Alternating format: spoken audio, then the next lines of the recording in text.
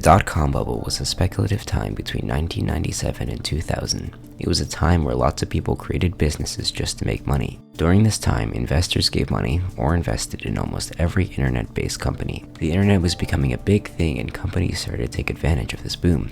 Page Howe is currently an internet domain name investor. He's most known for his sale of seniors.com and guy.com, which sold for over $1 million each. I was working for a family office, managing money, providing tax and consulting advice. And we had a number of investments that we had made in small companies. And I started to, on behalf of this one investor, ask each company, what was your internet strategy? Or what were you doing on the internet? And it gave me a chance to see what was really working, real live. And so one of the companies, had registered a couple domain names. So I was able to see that process, was able to see the beginnings of how you hosted a website. Like the gold rush of 1849, lots of people wanted to start their own companies at the chance of getting investors. Most companies were successful. They raised millions of dollars and saw their stocks skyrocket when they went public.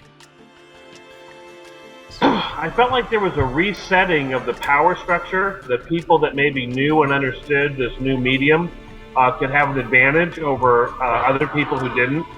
Being kind of the late into the baby boomers, I found that generationally, I could maybe be smarter than those that were older than I was, that had never really learned to type even. Some people only wanted to start their own companies to make money. Page told me that he wasn't doing it for the money and that he wanted to contribute to society. Unfortunately, one of his ideas weren't so great.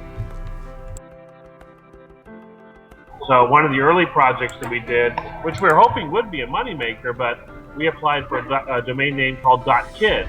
And we just felt with the internet being crazy at that time with all kinds of having a namespace that was safe for kids might be a valuable contribution that I can make back to the internet.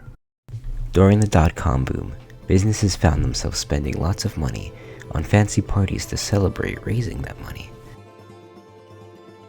Oh yeah, we had one company we invested in where the CEO, he wanted to sponsor the Indianapolis 500. That was his lifelong goal.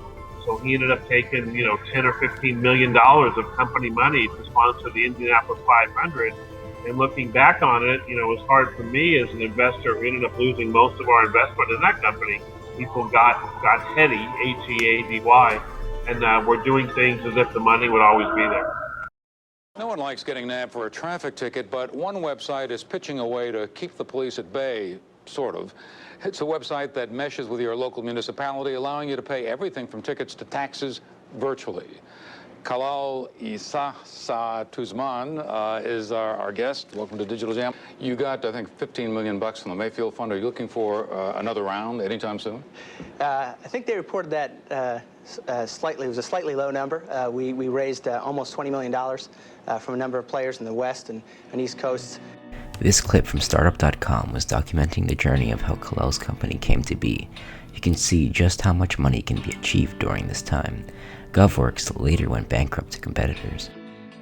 So early on, we were able to get one of the first databases of all companies that were publicly traded, big or small, that were involved in the internet. And that led us to have a certain amount of credibility when we would call the companies. We would let them know where they ranked.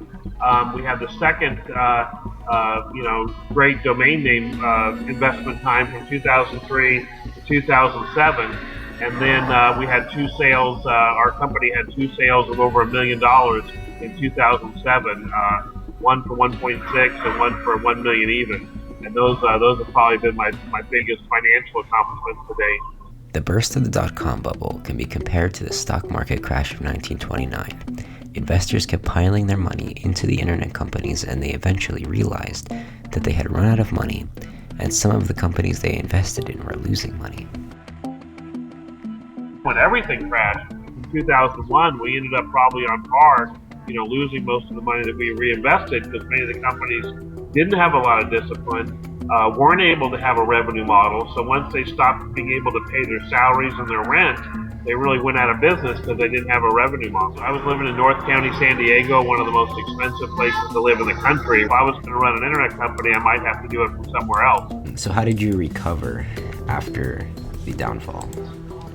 So I started kind of going back to the basics of went from maybe 3,000 domain names down to 9, literally kept about 9. And it was in 2003 that we started seeing a real active marketplace on some of the forums where guys were grabbing domain names that had been dropped by all the .com companies. It was really kind of in those guerrilla days that we found ourselves buying more and more names, seeing attractive names that were let go by companies where, in many cases, you just had no one left to run the company, to turn out the lights, Everybody left, got a new job, and there was no one there to renew the domain name. So it got dropped. The dot-com bubble of 1997 was a very prosperous time for young people wanting to get into the field of business. Unfortunately, most of these companies relied on the money they got from investors and never had acceptable business plans. They never made any revenue, and all of this led to the downfall of these companies and the burst of the dot-com bubble. Some noteworthy companies that survived the dot-com bubble are Amazon, eBay, and Shutterfly. Paige told me that the possibilities were almost unlimited for some companies. For example, Amazon went from being worth over $1 billion to more than $100 billion.